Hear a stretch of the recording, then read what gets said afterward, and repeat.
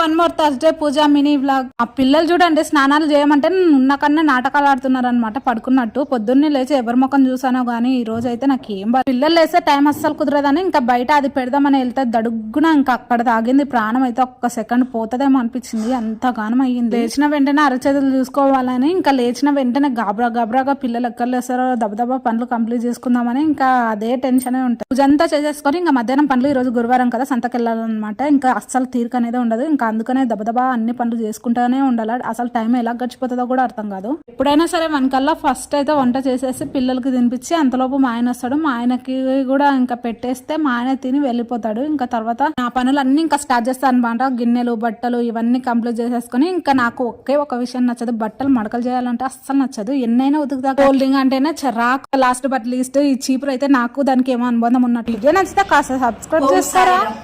Bye అండి.